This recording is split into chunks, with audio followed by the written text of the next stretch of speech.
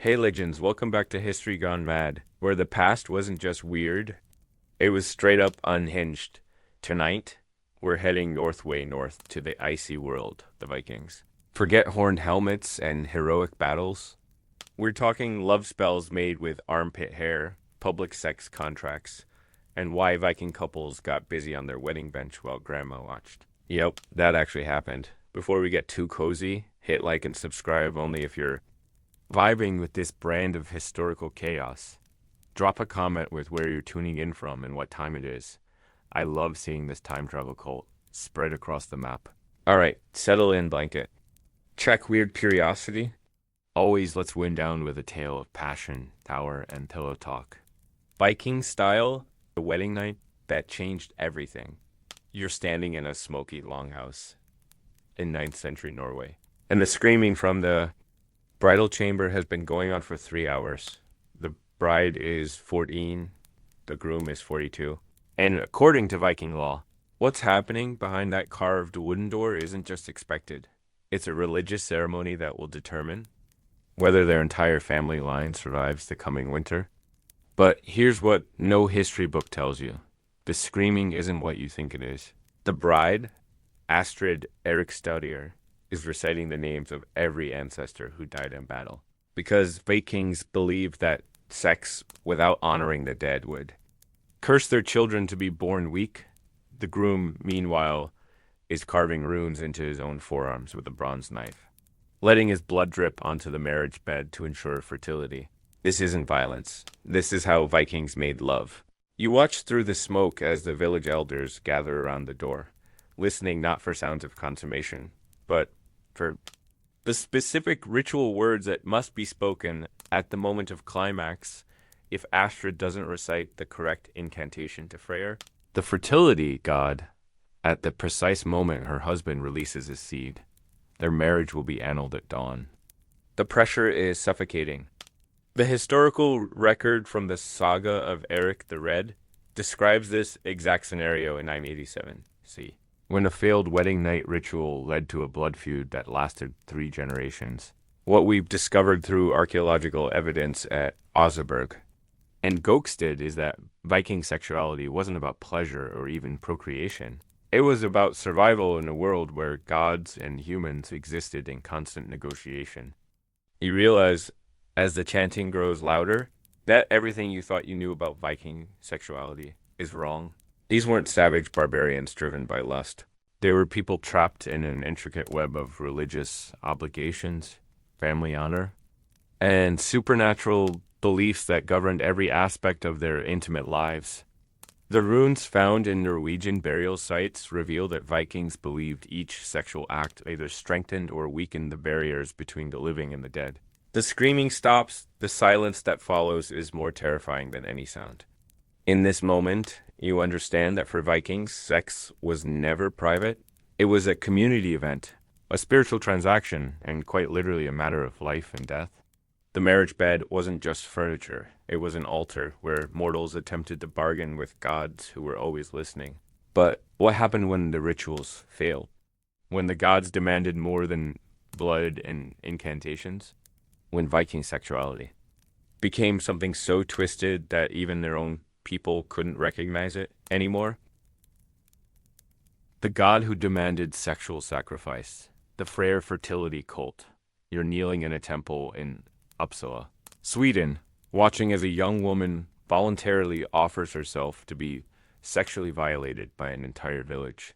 Not by men, but by a wooden statue of Freyr, the fertility god, carved with an enormous phallus that's been blessed with the blood of sacrificed horses. This isn't mythology. This is 11th century reality, documented by German chronicler Adam of Bremen in his first-hand account of Swedish religious practices. The Freyr cult required actual sexual intercourse with divine representations during harvest. Festivals and women who participated were considered blessed, not defiled. They would later become the most revered members of their communities. You watch as the ritual begins. The statue, nearly 8 feet tall and anatomically explicit, has been anointed with mead and animal fat to facilitate the ceremony. The chosen woman, Sigrid, approaches naked except for iron arm rings that symbolize her bondage to the god. The entire village chants in Old Norse as she positions herself. On the carved phallus, her face showing not shame, but religious ecstasy. The historical evidence from the temple at Gamla, Uppsala, reveals that these fertility rituals were performed 3 times yearly. Coordinated with planting, midsummer, and harvest, archaeological excavations have uncovered ritual chambers beneath. The temple floor containing hundreds of small phallus-shaped objects, worn smooth by handling evidence that these sexual rites were central to Viking religious practice. But here's what disturbs you most. The women weren't forced. They competed for the privilege. Being chosen to sexually unite with Freyr was the highest honor a Viking woman could achieve, more prestigious than marrying a jarl or bearing sons.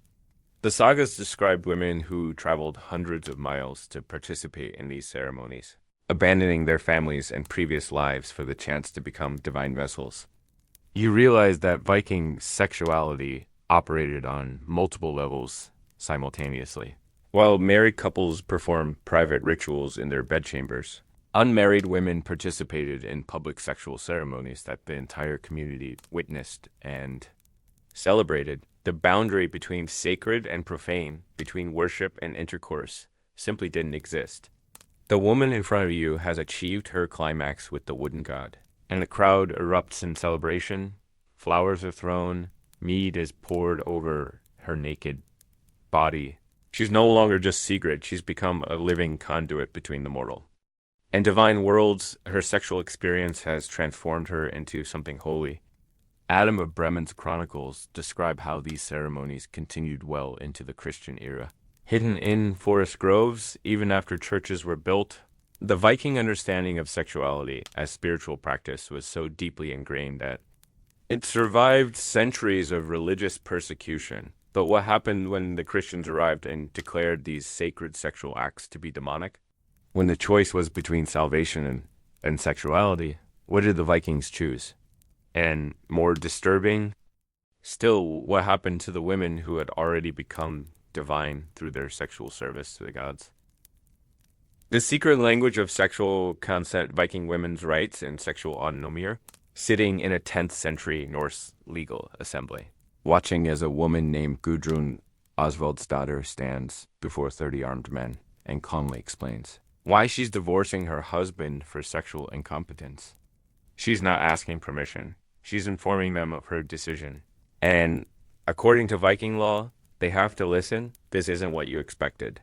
Everything you've been told about medieval women's powerlessness crumbles as Gudrun produces a carved wooden token, a divorce stick that she's notched with specific marks, indicating the exact nature of her husband's sexual failures. The legal code, preserved in the Gragas manuscript, gave Norse women unprecedented rights to end marriages based on sexual dissatisfaction.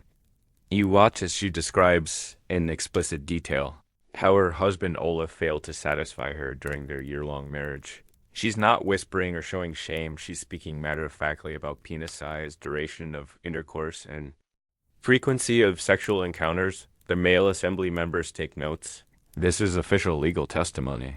And her sexual satisfaction is considered as important as property disputes or theft accusations.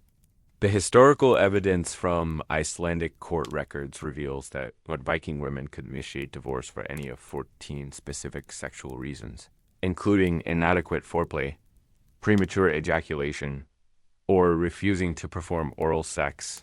More shocking. Still, they could demand financial compensation for their sexual dissatisfaction. Gudrun isn't just leaving her marriage, she's claiming half of Olaf's property as payment for the sexual pleasure she was denied. But here's what makes your skin crawl. The Vikings had developed an entire vocabulary for sexual consent that was more sophisticated than anything that existed in medieval Europe. The term samkiki meant enthusiastic agreement, while Bingunus samrifi specifically described sexual coercion, and it was punishable by death. Women carried carved bone, tokens that could be presented to indicate consent or refusal, and men who ignored these signals faced exile or execution. You realize that Viking sexuality wasn't just about physical acts, it was about power, negotiation, and mutual satisfaction in ways that wouldn't be recognized in Western culture for another 1,000 years. The sagas describe women who traveled between communities to find sexually compatible partners, and men who studied detailed guides on female anatomy to improve their performance. Gudrun's testimony concludes with a chilling detail. She's not just divorcing Olaf for sexual incompetence, but for stealing her sexual honor by failing to learn her body's responses. The assembly nods in understanding this isn't about morality. It's about theft. He took her sexuality without giving anything in return. The wooden token is accepted. The divorce is granted. Olaf's property is divided. And Gudrun walks away with the legal right to publicly shame him for his sexual failures. Right, that will follow him to every community in Norway. But what happened when Viking women encountered men who couldn't be controlled by law or custom? When sexual violence became a weapon of war rather than a private failing? When the very society that protected women's sexual rights began to crumble under the weight of its own contradictions? The berserkers' sexual rituals, battle fury, and erotic madness. Our hiding behind a shield wall as 12 berserkers prepare for battle by engaging in a sexual ritual so disturbing that even hardened Viking warriors look away.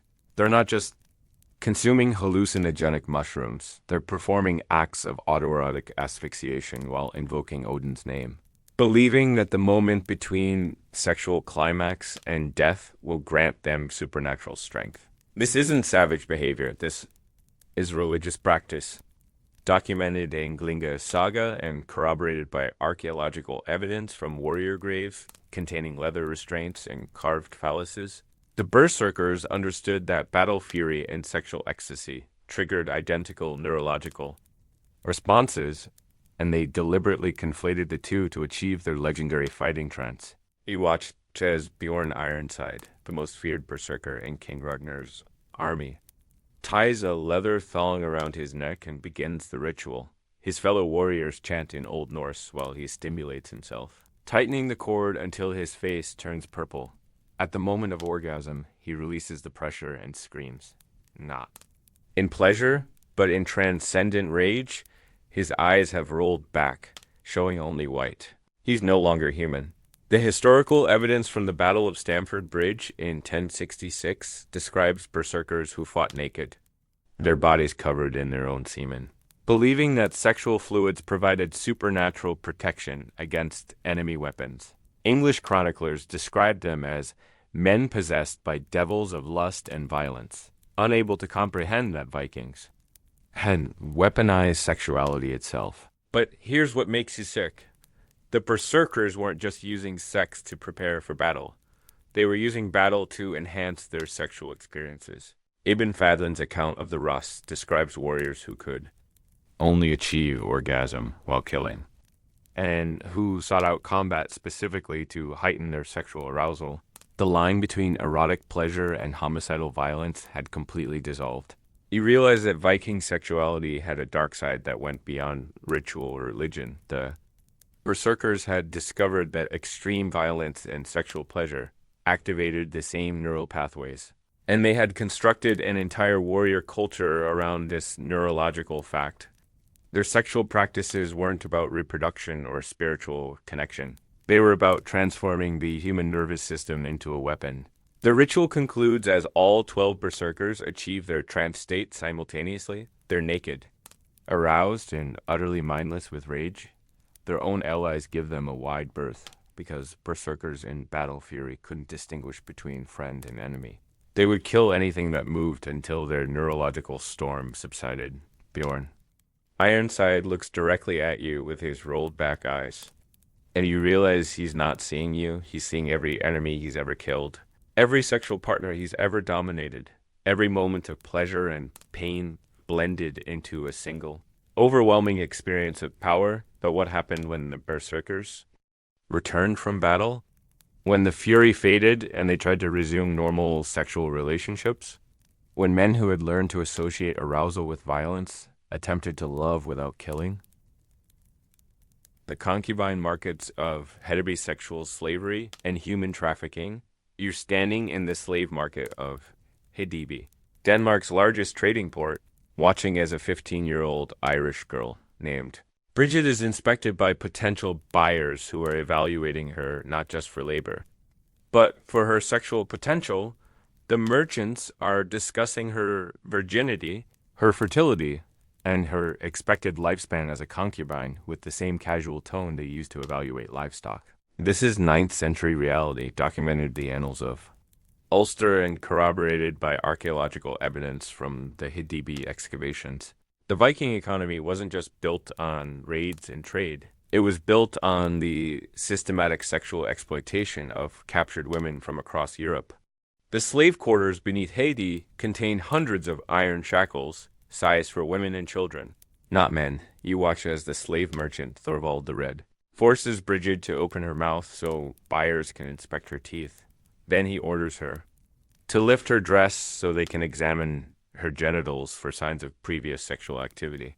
She's trembling, but she complies because the alternative is death. The buyers discuss her breeding potential in clinical terms, calculating how many children she might produce before becoming unprofitable. The historical evidence from the slave chronicle reveals that Viking concubines had a specific legal status called furla, not quite slave, not quite wife, but something in between. They could be bought, sold, and inherited like property. But they also had limited rights to protection from excessive violence and were entitled to basic food and shelter. It was a form of sexual servitude that lasted until death or ransom. But here's what makes your stomach turn. The Vikings had developed an entire science of sexual slavery, with detailed knowledge of which populations produced the most desirable concubines. Irish women were prized for their pale skin and red hair. Slavic women were valued for their docility and fertility. English women were considered exotic, but difficult to control. The slave markets operated like modern commodity exchanges, with prices fluctuating based on supply and demand. You realize that Viking sexuality wasn't just about power or spirituality. It was about economics. The systematic rape and breeding of captured women was a cornerstone of Norse society, generating wealth that funded further raids and conquests. The beautiful carved combs and jewelry found in women's graves weren't gifts of love. They were the profits of sexual exploitation. Bridget is sold to a Norse chieftain for the equivalent of 3 silver arm rings. She'll never see Ireland again. Her children will be born into slavery, and her granddaughters will suffer the same fate.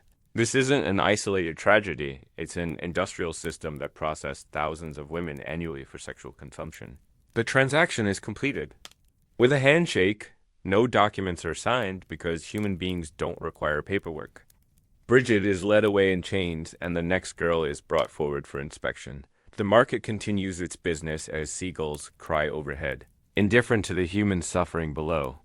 But what happened when these enslaved women gave birth to the children of their captors? When the sons and daughters of rape grew up to become Vikings themselves? When the line between victim and perpetrator became blurred beyond recognition? The children of rape and their twisted inheritance and mixed blood, offspring and identity crisis.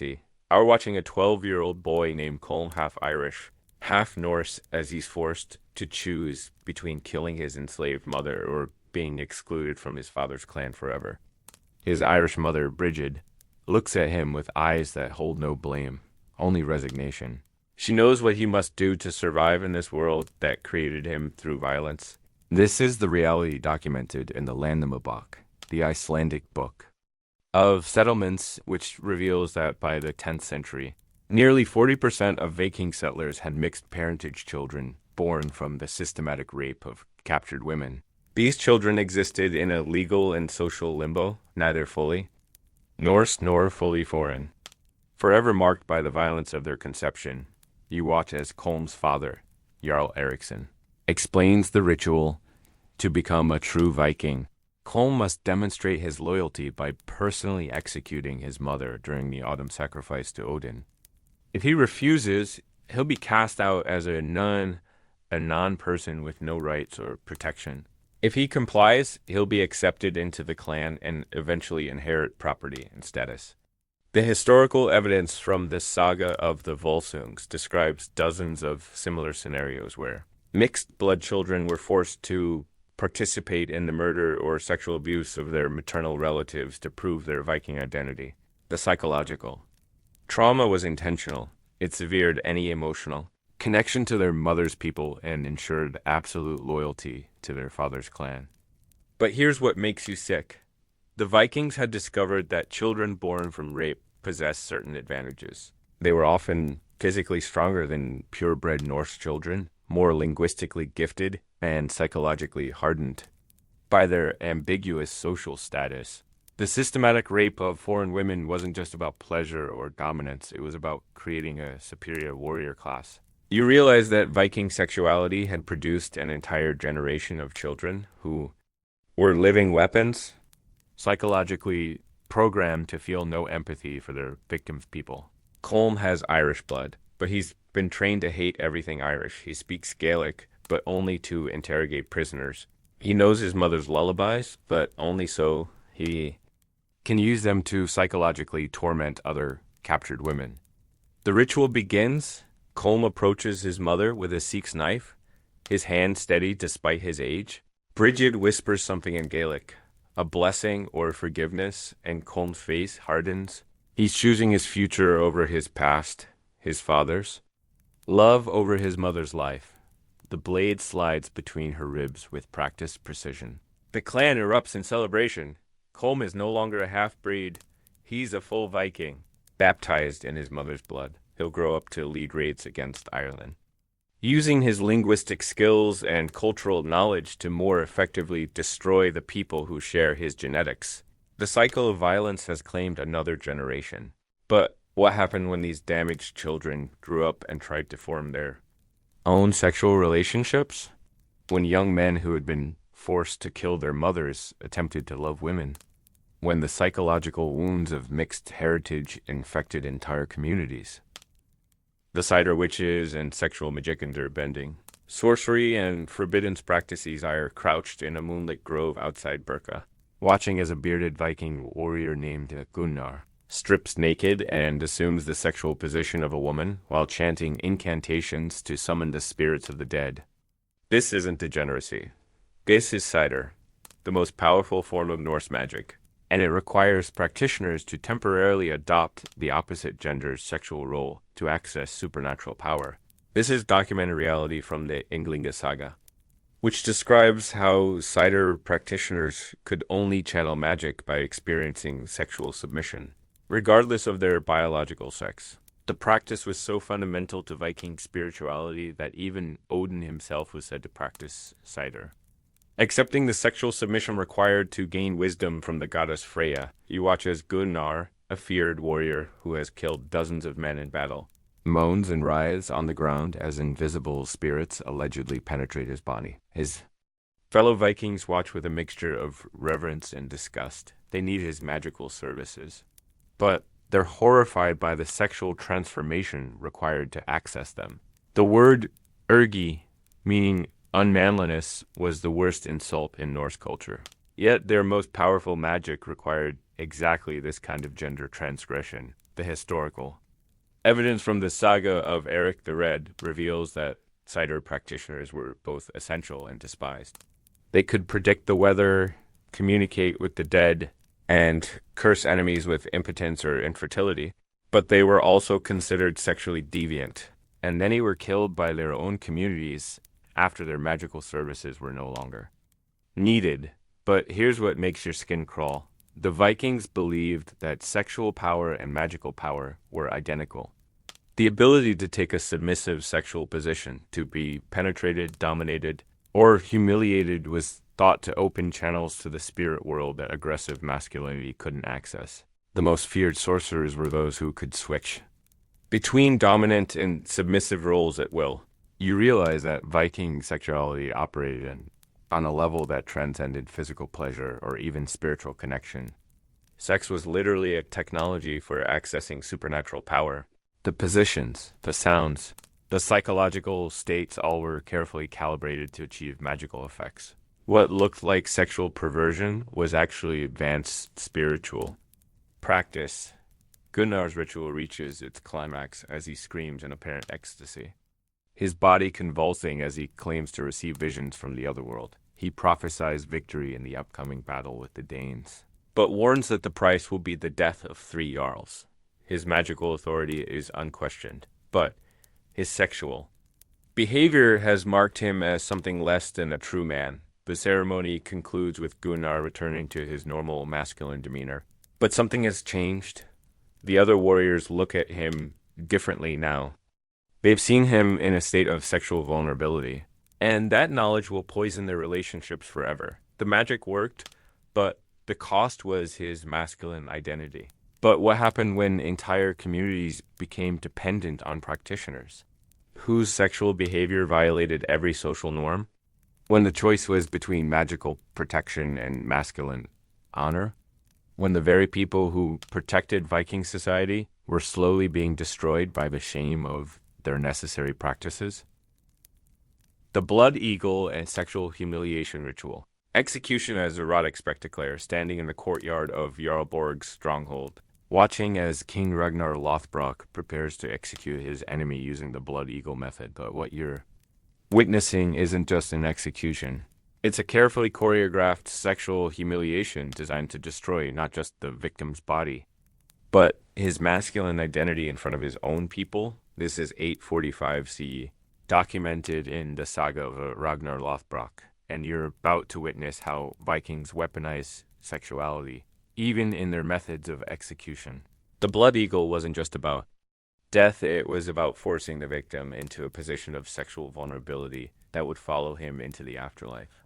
The ritual required the victim to be stripped naked, bent over a wooden frame, and penetrated from behind with a blade that would slowly work its way through his body. You watch as Jarl Borg is forced to assume the position of a woman during intercourse. His back arched, his genitals exposed to the crowd. The executioner, following ancient protocol, begins by sexually humiliating the victim through forced arousal. The historical evidence from the Orkneyinga saga reveals that blood eagle victims were often stimulated to erection before the cutting began, adding layers of psychological torture to the physical agony. The crowd isn't just watching an execution, they're witnessing a sexual spectacle. Women and children observe as the victim's ribs are slowly cut from his spine and pulled apart like wings. But the emphasis is on his sexual degradation. The executioner's hands linger on intimate areas, and the victim's involuntary physical responses are loudly commented upon by the spectators. But here's what makes you vomit. The Vikings believed that how a man died determined his status in the afterlife. A warrior who died in battle with sword in hand would feast in Valhalla. But a man who died in the blood eagle position, sexually humiliated and penetrated, would spend eternity as a slave in hell, the realm of the dishonored dead.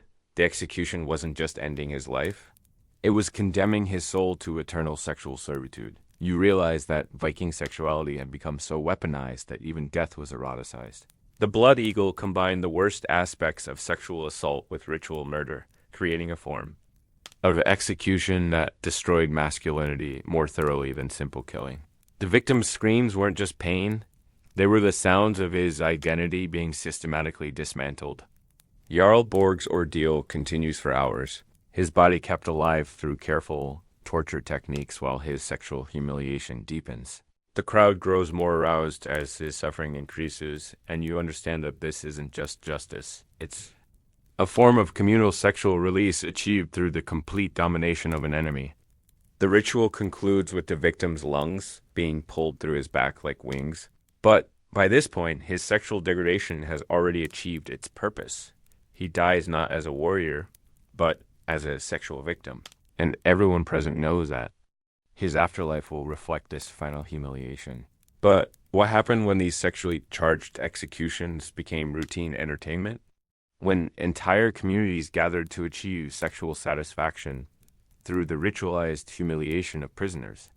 When the line between justice and sadistic pleasure disappeared entirely? The rape ships and maritime sexual violence, systematic assault during Viking raids. I were aboard a Viking longship approaching the Irish coast in 841 C, and the conversations around you aren't about gold or glory. They're about which monks will be the most enjoyable to rape. The raiders are discussing sexual assault with the same tactical precision they used to plan their attacks. Because for many Vikings, sexual violence wasn't a byproduct of raiding. It was the primary objective. This is documented reality from the Annals of Saint Burton, which describes how Viking raiders specifically targeted monasteries not just for their wealth, but because they contained young men who had taken vows of celibacy. The psychological pleasure of forcing holy men to participate in sexual acts was considered more valuable than silver or gold. The ships were equipped with restraining devices and torture implements specifically designed for sexual assault. You watch as the raid leader, Ivar the Boneless, distributes assignments for the coming attack. Each warrior is given specific instructions about which prisoners to capture and how to sexually humiliate them. The historical evidence from the Chronicle of Ireland reveals that Vikings developed detailed techniques for breaking the psychological resistance of religious captives through systematic sexual violence. The ship's hold contains iron shackles sized for different body types, leather restraints designed to force victims into compromising positions, and carved wooden phalluses that will be used to assault prisoners while forcing them to renounce their faith. This isn't random violence, it's an organized system of sexual terrorism, designed to destroy the spiritual foundations of Christian communities. But here's what makes you sick. The Vikings had discovered that sexual violence was more effective than murder for achieving their strategic objectives. Dead monks became martyrs, but sexually violated priests became living testimonies to the powerlessness of the Christian God. The psychological damage spread far beyond the individual victims, infecting entire communities with shame and despair. You realize that Viking sexuality had become a weapon of war more devastating than swords or fire. The raiders weren't just conquering territories, they were conquering souls, using sexual violence to destroy the spiritual authority of their enemies. The monastic communities that survived Viking attacks were often abandoned not because of physical destruction, but because of the sexual trauma inflicted on their leadership. The longship reaches the Irish shore as dawn breaks. The monastery of Clonmacnoise lies undefended ahead, its bells calling monks to morning prayer. The Vikings sharpen their weapons and adjust their restraints, preparing for an assault that will combine murder with systematic rape. The raid will last only hours, but the sexual violence will echo through Irish Christianity for generations. Ivar the Boneless gives the signal, and 60 Vikings surge toward the monastery walls. Their battle cries aren't just expressions of aggression, they're sexual taunts directed at the monks they're about to capture.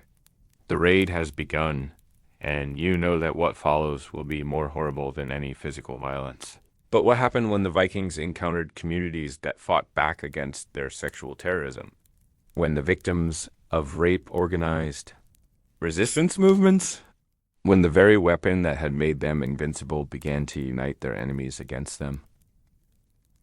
The resistance, how communities fought back into Viking sexual defense networks here, hiding in a secret chamber beneath the monastery of Iona, watching as Brother Columba trains a group of young monks in techniques specifically designed to resist Viking sexual assault. They're not learning to fight with swords, they're learning to bite off tongues, to vomit on command, and to induce seizures that will make them undesirable to their attackers. This is 847 CE, and the Christian communities of Scotland have developed a sophisticated resistance network based on understanding exactly how Vikings used sexual violence. The manual discovered in the Vatican archives, written by Irish monks, contains detailed instructions for making oneself sexually repulsive to Viking raiders through deliberate self-mutilation and psychological techniques. You watch as Brother Columba demonstrates how to dislocate one's own jaw to prevent forced oral sex, how to use herbal preparations to induce temporary paralysis, and how to create the appearance of plague symptoms that will terrify superstitious Vikings. The training is brutal, but it's based on careful observation of Viking behavior during dozens of raids. The historical evidence from the Annals of the Four Masters reveals that by the mid-9th century, Christian communities had developed an extensive intelligence network that tracked Viking movements and sexual preferences. They knew which raiders preferred male victims, which ones could be distracted by willing participants, and which ones would abandon sexual assault if their victims appeared diseased or possessed. But here's what makes your heart race. The resistance wasn't just about individual survival, it was about weaponizing the Vikings' own sexual obsessions against them. The monks had discovered that Vikings were deeply superstitious about sexual contamination, and they used this knowledge to create elaborate deceptions that turned sexual assault into psychological torture for the attackers. You realize that the victims of Viking sexual violence weren't helpless. They had studied their oppressors with scientific precision, identifying weaknesses in the Viking psyche that could be exploited. The resistance techniques weren't just about avoiding rape, they were about psychologically damaging the raiders so severely that they would abandon their attacks. Brother Columba's training session concludes with a chilling demonstration. He shows the monks how to use religious ecstasy to mimic the psychological state of berserkers, becoming so apparently possessed by divine fury that even hardened Vikings would flee rather than risk spiritual contamination. The technique required months of preparation, but it was devastatingly effective. The secret chamber contains evidence of the resistance network's success. Letters from communities across Scotland and Ireland describing how Vikings had abandoned raids after encountering monks who seemed to be supernaturally protected. The sexual weapon that had made Vikings invincible was being turned against them by their own victims. A lookout signals that Viking ships have been spotted on the horizon. The training session ends abruptly as the monks scatter to their predetermined positions. Each knows his role in the elaborate deception that will unfold when the raiders arrive. Some will pretend to be diseased, others will simulate demonic possession, and a few will attempt to seduce the attackers into vulnerable positions where they can be killed. But what happened when the Vikings adapted to these resistance techniques?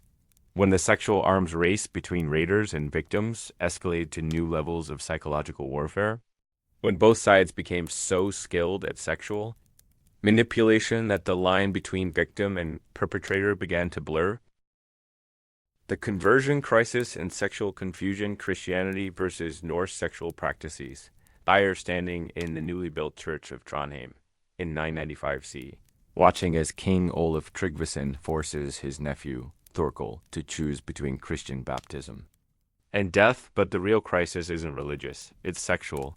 Converting to Christianity means abandoning every aspect of Viking sexuality, from polygamy to concubinage to the fertility rituals that have governed Norse life for centuries. This is the moment documented in the saga of Olaf Tryggvason, when the forced Christianization of Norway created a sexual identity crisis that drove thousands of Vikings to suicide or exile.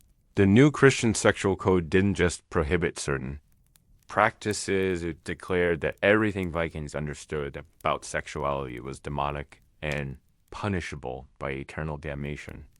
You watch as Thorkel struggles with the impossible choice. He has 3 wives, 12 concubines, and participates in the seasonal fertility rituals that ensure his crops will grow. Christian law requires him to abandon all but one wife, release his concubines, and never again participate in the sexual ceremonies that connect him to his ancestors. The conversion isn't just changing his religion, it's destroying his entire social and sexual identity. The historical evidence from the Heimskringla reveals that the sexual aspects of Christianization were more traumatic for Vikings than the religious aspects. They could accept a new god, but they couldn't accept a sexual code that made criminals of their fathers and whores of their mothers. The psychological trauma was so severe that many converted Vikings experienced what we would now recognize as complete mental breakdowns. But here's what makes you sick. The Christian missionaries had deliberately targeted Viking sexuality because they understood it was the foundation of Norse culture. By attacking polygamy, concubinage, and fertility rituals, they were destroying the social structures that held Viking society together. The sexual conversion was a form of cultural genocide disguised as spiritual salvation. You realize that Viking sexuality wasn't just about individual pleasure or even religious practice, it was about the fundamental organization of their society. The complicated networks of wives, concubines, and sexual obligations created the alliances that prevented civil war and ensured economic cooperation. Christianity wasn't just changing their sex lives, it was destroying their civilization. Thorkel makes his choice. He accepts baptism. But his face shows the emotional devastation of a man who has just agreed to abandon everything that made him who he was. His wives will be cast out, his concubines will be sold, and his children will grow up in a world where their father's sexual history is a source of shame rather than pride. The baptismal ceremony concludes with Thorkel emerging from the water as a new man, but everyone present knows that something essential has died. He's no longer Viking or Christian. He's something broken, caught between two incompatible sexual codes that offer no path to psychological healing. The church bells ring in celebration, but the sound is hollow. The conversion has been successful, but the cost has been the destruction of 1,000 years of sexual culture. The Vikings are becoming Christians, but they're losing their humanity in the process. But what happened to the Vikings who refused to convert? When communities split between Christians and pagans, when the sexual conflicts of the conversion period erupted into civil wars that would reshape Scandinavia forever, the last pagans and their sexual rebellion, underground resistance, and forbidden practices higher deep in the forests of Östergötland, Sweden in 1080 CE, witnessing the final gathering of unconverted Vikings who have chosen exile over Christian sexual submission. They're not just preserving their religion, they're defending their right to practice forms of sexuality that Christianity has declared satanic and punishable by death. This is the reality documented in the Gesta Danorum, which describes how the last pagan Vikings formed underground communities in remote forests and islands, continuing their ancestral sexual practices in secret while Christian authorities hunted them like animals. These weren't just religious holdouts, they were sexual revolutionaries fighting to preserve a way of life that was being systematically exterminated.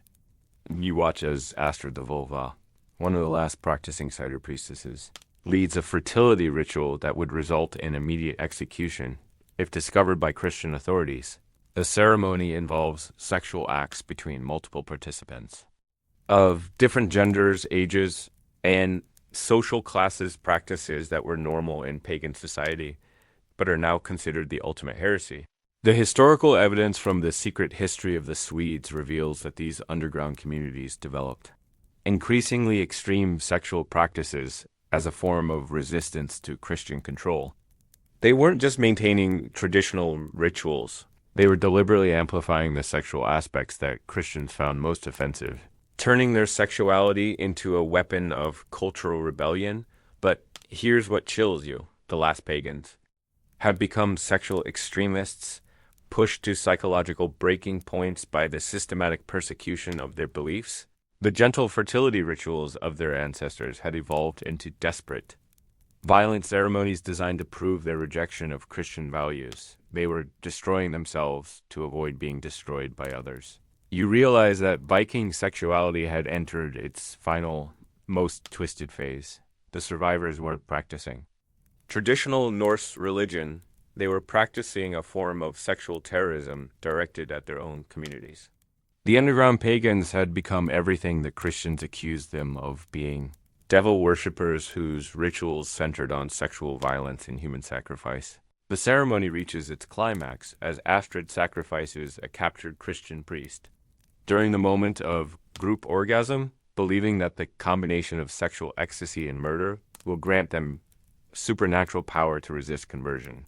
The ritual is successful in creating the desired psychological state, but it's also transformed the participants into something that neither pagan nor Christian society could recognize. The gathering disperses before dawn, the participants returning to their Christian disguises while carrying the psychological burden of their secret sexual rebellion.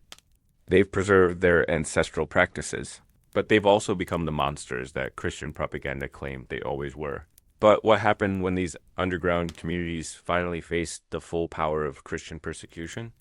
When The last refuge of Viking sexuality was destroyed forever when the final practitioners of Norse sexual culture chose death over conversion. The burning of the last temple, final destruction of Viking sexual culture era. Watching from the tree line as Christian soldiers surround the last functioning pagan temple in Scandinavia. Hidden complex in the forests of Upland where the final practitioners of Norse sexuality have gathered for what they know will be their last ritual. It's 1090 CE, and King Ing, the Elder, has decided to end Viking sexual culture forever through systematic extermination. This is the event documented in the Chronicle of the Goths, which describes how the last temple of Uppsala was discovered and destroyed not through military conquest, but through sexual infiltration. Christian spies had posed as participants in pagan fertility rituals for months, gathering intelligence about the locations and practices of the surviving pagans. You watch as the temple's defenders realize they've been betrayed. The wooden phalluses, fertility stones, and ritual chambers that have served Norse sexuality for centuries are about to be reduced to ash. The high priestess, Sigrid the Proud, makes the terrible decision to initiate the final ceremony, a mass sexual ritual that will conclude with the collective suicide of all participants.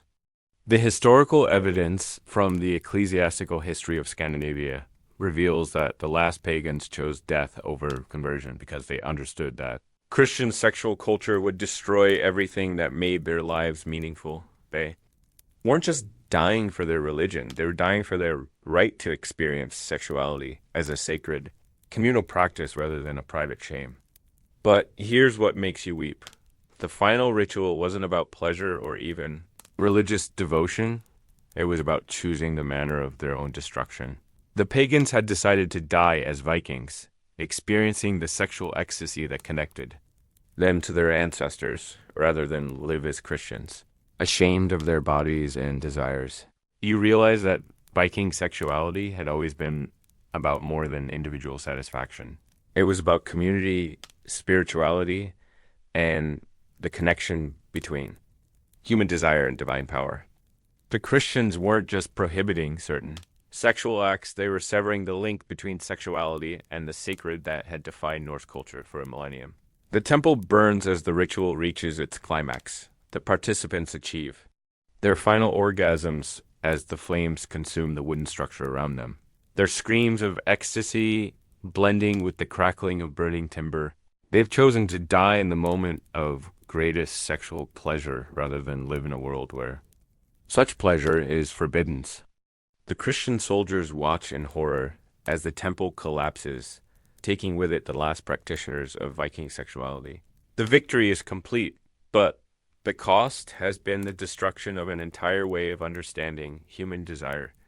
The survivors will live in a world where sexuality is associated with shame rather than celebration, where the body is an enemy rather than a gift. The smoke clears to reveal nothing but charred wood and bone. The last temple of Norse sexuality has been destroyed, and with it, the final remnants of a culture that understood sexual pleasure as a pathway to the divine. The Viking Age is ending not with a battle, but with a funeral pyre. But what happened to the sexual knowledge that died with the last pagans? When the techniques, rituals, and understandings that had governed Viking sexuality for centuries were lost forever, when the survivors tried to reconstruct their sexual culture from fragments and memories, the lost sexual knowledge, forgotten techniques, and practices are in the scriptorium of a monastery in Iceland in 1120 CE, watching as Brother Snorri attempts to record the last fragments of Viking sexual knowledge before they disappear forever. He's interviewing Gudrun the Ancient, a 90-year-old woman who remembers the old ways, and her descriptions of sexual techniques are so detailed and sophisticated that they challenge everything the Christian world believes about medieval sexuality. This is the reality documented in the Prose Edda, where Snorri Sturluson embedded sexual knowledge within mythological stories to preserve it from Christian censorship.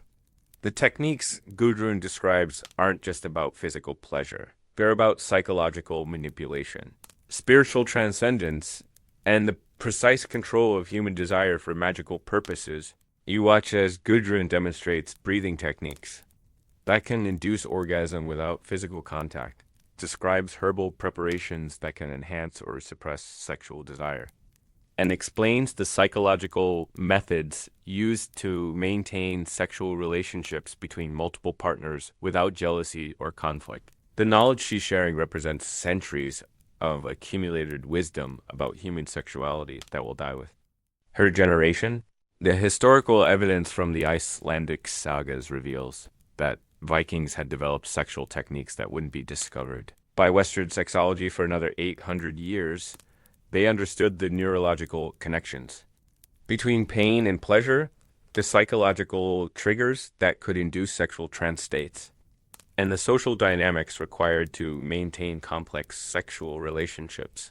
But here's what makes you sick.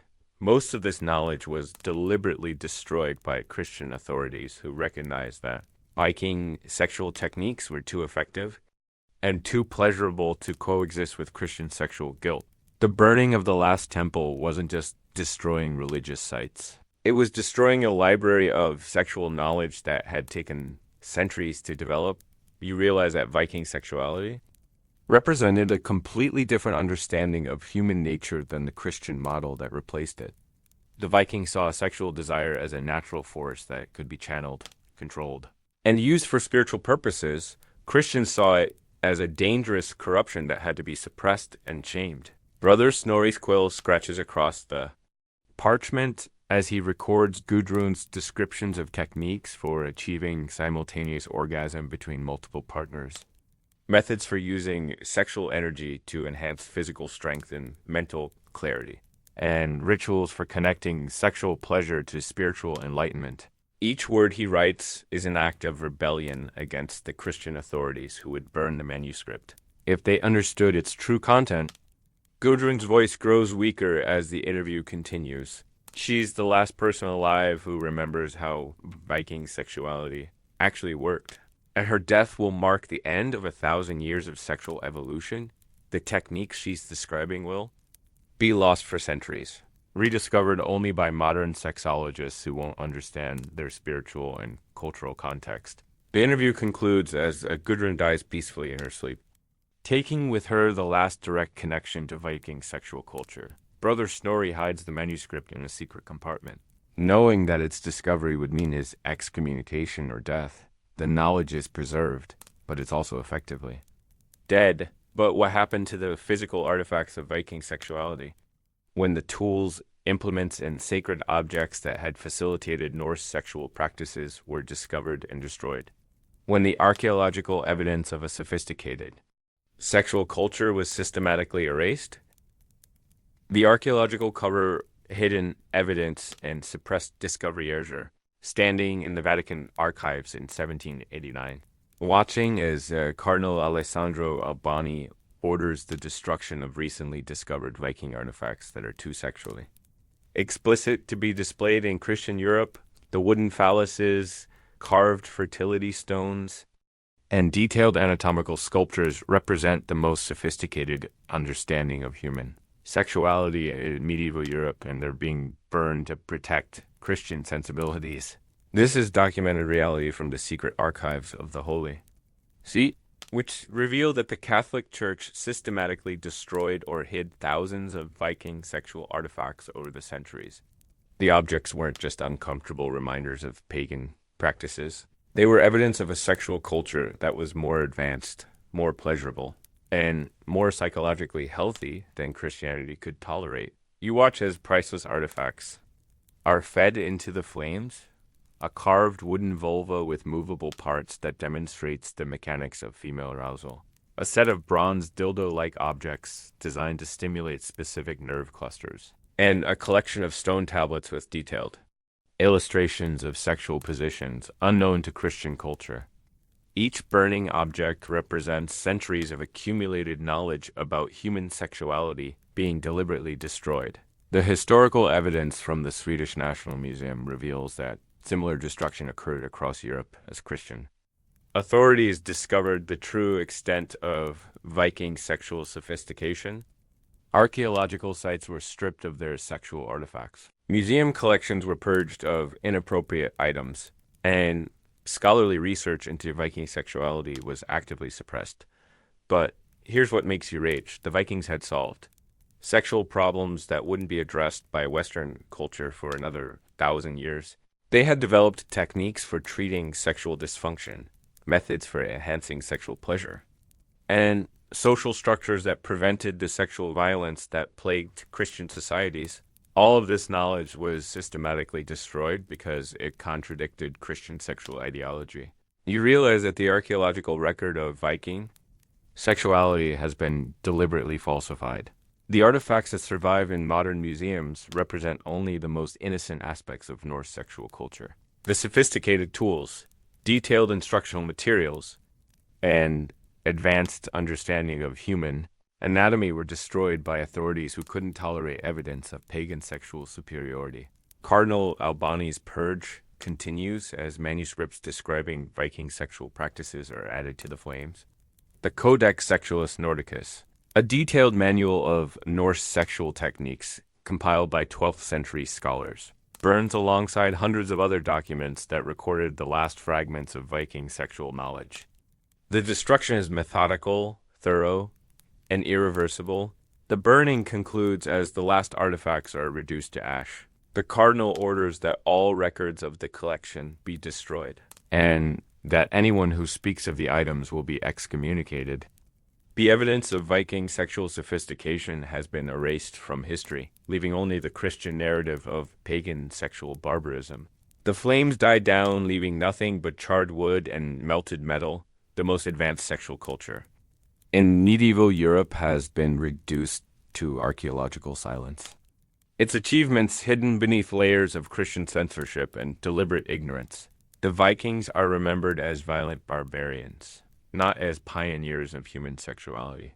But what happened to the descendants of Vikings who carried genetic memories of their ancestors' sexual practices? When the biological inheritance of advanced sexuality clashed with Christian sexual repression? When the very DNA of sexual sophistication became a source of psychological conflict? The genetic legacy of Viking sexuality, inherited sexual behaviors, and genetic memory are in the laboratory of Dr. Magnus Eriksson at the University of Stockholm in 1891, watching as he examines the brains of recently deceased Scandinavians and discovers neurological structures that shouldn't exist according to contemporary understanding of human sexuality. The preserved brain tissue reveals enlarged regions associated with sexual processing, suggesting that centuries of Viking sexual practices had actually altered the genetic development of their descendants. This is the reality documented in the Annals of Nordic Medicine, which reveal that 19th century scientists were puzzled by the sexual behaviors of Scandinavian populations. They displayed levels of sexual sophistication, tolerance for sexual diversity, and capacity for sexual pleasure that seemed impossible given their Christian upbringing. The answer lay in their Viking heritage. You watch as Dr. Eriksson compares brain scans from different European populations and discovers that Scandinavians possess unique neurological features that enhance sexual responsiveness, increase empathy during intimate encounters, and facilitate the complex emotional processing required for successful polygamous relationships. These aren't learned behaviors. They're genetic adaptations that evolved during the Viking Age. The historical evidence from the Journal of Evolutionary Biology reveals that Viking sexual practices had created selective pressures that favored individuals with enhanced sexual capabilities. Over centuries, the Norse population had literally evolved into a sexually superior subspecies, with genetic modifications that increased their capacity for sexual pleasure and psychological resilience. But here's what makes you uncomfortable. The genetic legacy of Viking sexuality couldn't be suppressed by Christian culture. Despite centuries of sexual repression, the descendants of Vikings continued to display sexual behaviors that reflected their ancestral practices. The genetic programming for sexual sophistication was stronger than religious conditioning. You realize that Viking sexuality hadn't just been a cultural practice. It had been an evolutionary strategy, the complex sexual arrangements, the emphasis on sexual satisfaction, and the integration of sexuality with spirituality had created genetic advantages that persisted long after the culture itself was destroyed. The Vikings had literally bred themselves into sexual superiority. Dr. Eriksson's research reveals that modern Scandinavians possess genetic markers associated with reduced sexual jealousy, enhanced capacity for sexual pleasure, and improved ability to maintain emotional bonds with multiple partners simultaneously. These traits aren't random mutations, they're the direct result of Viking sexual selection pressures. The laboratory analysis concludes with a disturbing discovery. The genetic modifications that enhanced Viking sexuality also increased their capacity for sexual violence. The same neurological structures that facilitated complex sexual relationships also enabled the systematic sexual brutality that characterized Viking warfare. The genetic legacy was both gift and curse. Dr. Eriksson's findings are too controversial for publication. The scientific community isn't ready to accept that human sexuality can be genetically modified through cultural practices. And the religious authorities would never tolerate research suggesting that pagan sexual culture had created genetic advantages over Christian populations. The research is filed away in sealed archives. But the genetic legacy continues to influence Scandinavian sexuality. The descendants of Vikings carry within their DNA the accumulated sexual wisdom of their ancestors, expressed through behaviors and capabilities that they themselves don't understand. But what happened when these genetic sexual advantages encountered the sexual revolution of the 20th century? When the repressed sexuality of Viking descendants finally found expression in modern culture? When the genetic memory of Viking sexual practices began to resurface in contemporary Scandinavian society? The modern resurgence, 20th century rediscovery of Viking sexual culture aired in Copenhagen in 1968.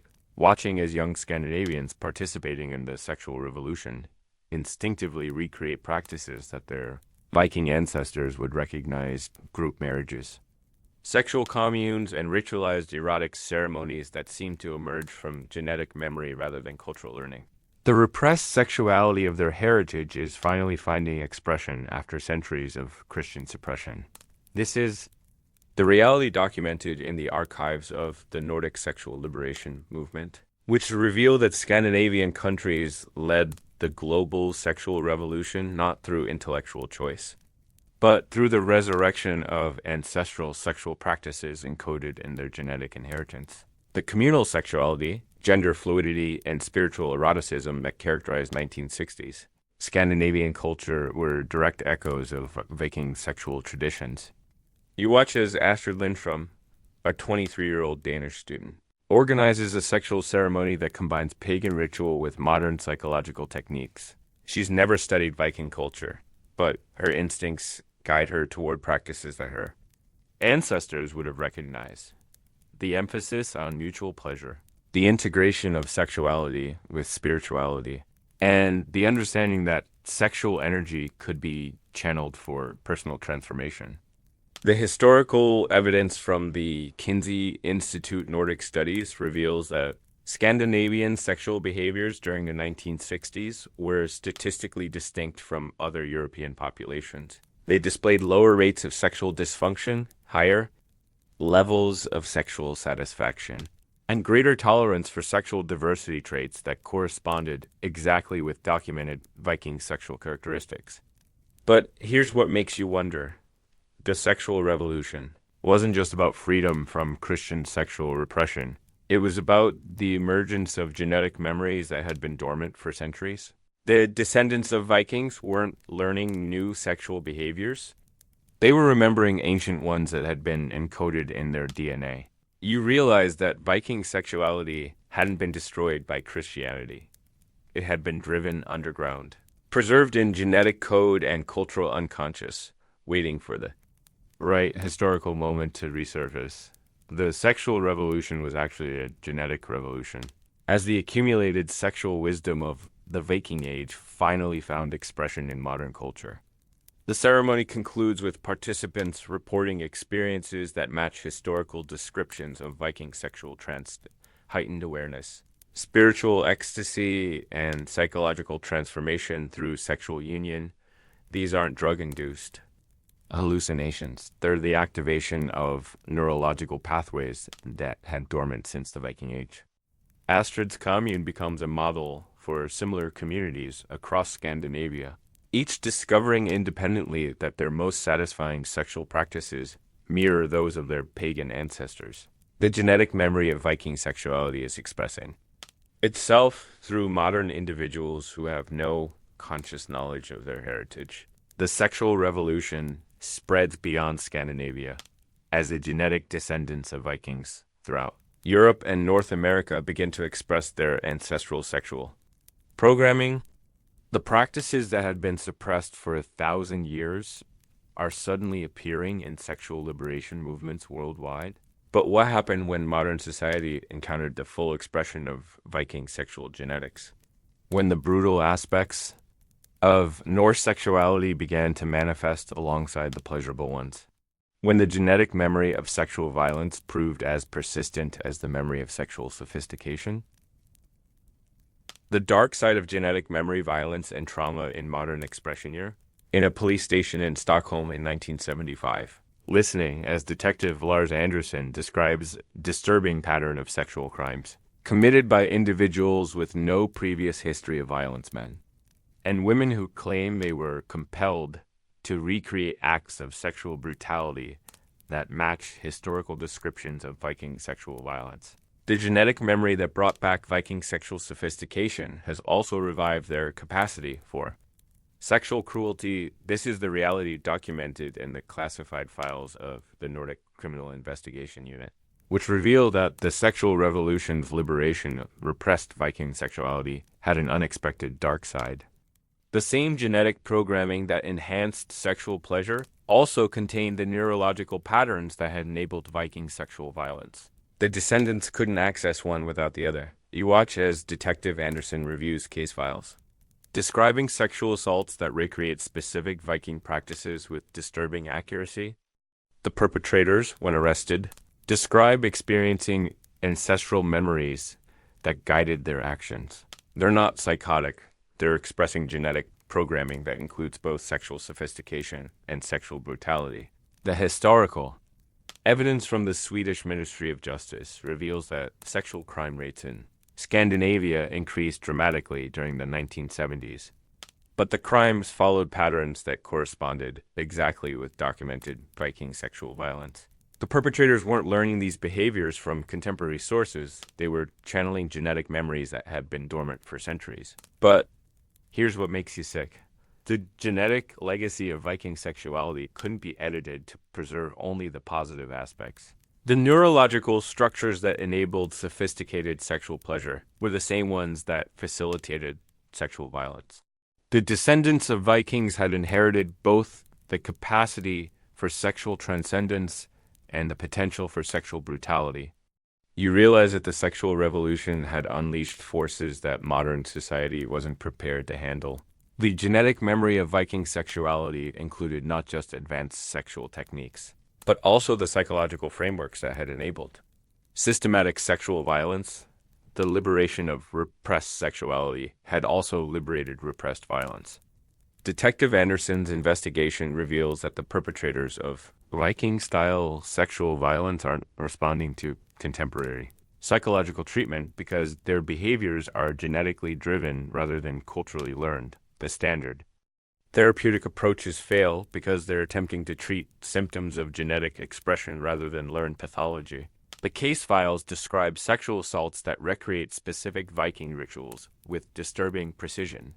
The sexual humiliation techniques used against captured enemies. The ritualized rape practices associated with pagan fertility ceremonies. And the systematic sexual torture methods employed during Viking raids. The perpetrators are unconsciously channeling ancestral practices that modern society has forgotten. The investigation concludes with a chilling discovery. The genetic memory of Viking sexuality is so powerful that it overrides contemporary moral conditioning. The descendants of Vikings who express their sexual heritage fully will inevitably encounter both its sophisticated pleasures and its brutal violence. There's no way to separate the two aspects of the genetic legacy. Detective Anderson's files are classified to prevent public panic. But the pattern continues. The sexual revolution has awakened genetic memories that include both the highest achievements and the darkest crimes of Viking sexual culture. The modern world is discovering that some aspects of human inheritance are too dangerous to unleash. But what happened when governments recognized the implications of genetic sexual memory? When the connection between ancestry and sexual behavior became a matter of public policy? When the descendants of Vikings found themselves simultaneously celebrated for their sexual sophistication and feared for their potential for sexual violence? The government response and sexual genetics state control of inherited sexual behaviors here in a classified meeting room in Oslo in 1978, watching as Scandinavian government officials debate whether to establish genetic monitoring programs for individuals with Viking ancestry. The discussion isn't about racial profiling. It's about managing the sexual behaviors that emerge from genetic inheritance.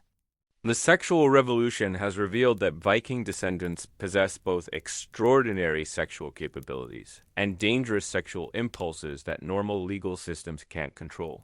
This is the reality documented in the sealed archives of the Nordic Council, which reveal that governments across Scandinavia secretly established programs to track and manage the sexual behaviors of individuals with documented Viking ancestry.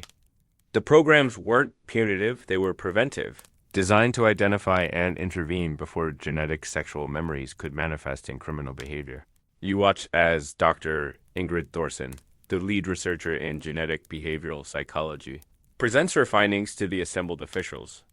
Her data shows that individuals with high concentrations of Viking genetic markers display both enhanced sexual capabilities and increased risk of sexual violence. The genetic inheritance is too powerful to be controlled through education or therapy alone. The historical evidence from the Norwegian Ministry of Health reveals that the government programs included genetic counseling for Viking descendants, therapeutic interventions designed to channel sexual energy in positive directions, and covert monitoring of individuals who displayed signs of emerging violent sexual behaviors. The programs were justified as public health measures, but they represented unprecedented government control over sexual genetics. But here's what makes you terrified. The genetic monitoring programs were successful in reducing sexual violence, but they also revealed the full extent of Viking sexual inheritance. The descendants weren't just carrying genes for sexual behavior. They were carrying genetic memories of specific sexual practices, complete with the neurological patterns that enabled both transcendent pleasure and systematic brutality. You realize that the discovery of genetic sexual memory has implications that extend far beyond individual behavior. If sexual practices can be genetically inherited, then entire populations might carry the sexual programming of their ancestors. The Vikings weren't unique. They were just the first population whose sexual genetics had been systematically studied. Dr. Thorsen's presentation concludes with a disturbing recommendation. The government should establish breeding programs designed to minimize the violent aspects of Viking sexual genetics while preserving the beneficial aspects. The proposal represents the first systematic attempt to modify human sexuality through genetic manipulation, but it's presented as a public health necessity. The meeting ends with the establishment of the Nordic Sexual Genetics Institute, a classified research facility dedicated to understanding and controlling the inheritance of sexual behavior. The Institute's mission is to develop techniques for separating beneficial sexual traits from harmful ones, potentially creating a new form of human being with enhanced sexual capabilities but reduced capacity for sexual violence.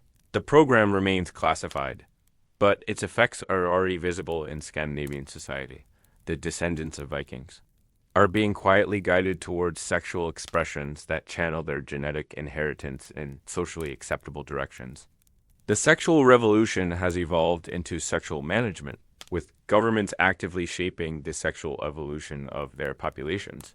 But what does this mean for the future of human sexuality? When genetic memory can be identified and controlled? When the sexual practices of ancient civilizations can be selectively preserved or eliminated? When the twisted legacy of Viking sexuality becomes a template for engineering human sexual behavior? The eternal echo, Viking sexuality in our modern world, final reflection and contemporary impact higher, standing in a modern fertility clinic in Reykjavik in 2024, watching as couples undergo genetic counseling that includes assessment of their Viking ancestry before conception. The twisted sexual legacy of the Norse has become so integrated into modern Scandinavian life that it's now considered a standard. Medical factor in family planning, the violence, the spirituality, the genetic, memory, all of it has become part of how we understand human sexuality in the 21st century. This is our reality now. The sexual practices that began in smoke-filled longhouses over 1,000 years ago continue to influence human behavior through genetic inheritance, cultural memory, and the simple fact that extreme sexual experiences leave permanent marks on both individuals and societies. The Vikings didn't just conquer lands, they conquered the human gene pool, embedding their sexual legacy so deeply into European ancestry that it still shapes behavior today. You realize that every aspect of modern sexuality bears traces of Viking influence. The acceptance of sexual diversity, the understanding of sexuality as spiritual practice, the recognition that sexual pleasure can be transformative, all of. These contemporary insights were pioneered by a culture that also pioneered sexual violence, systematic rape, and the weaponization of human desire. We inherited both the light and the dark.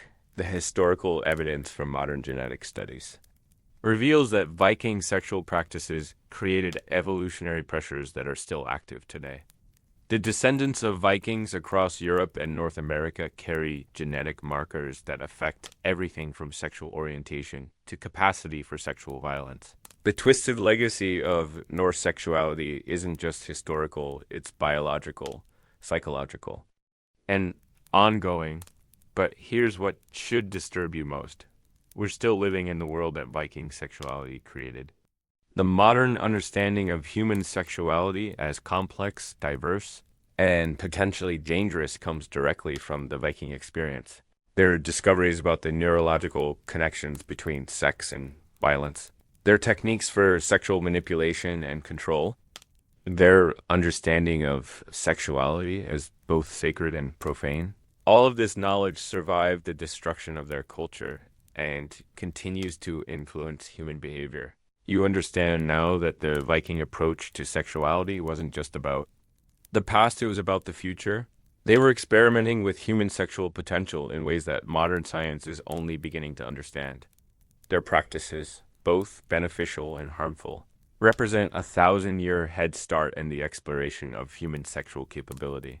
The fertility clinic consultation concludes with a young couple learning that their Viking ancestry gives them both enhanced sexual compatibility and increased risk of sexual dysfunction. They're advised to pursue genetic counseling, participate in specialized therapy, and consider the implications of their ancestry for their future children. The Viking legacy has become a medical condition requiring professional management as you leave the clinic. You carry with you the understanding that human sexuality is not a modern invention. It's an ancient inheritance shaped by cultures that understood both the ecstasy and the agony of human desire.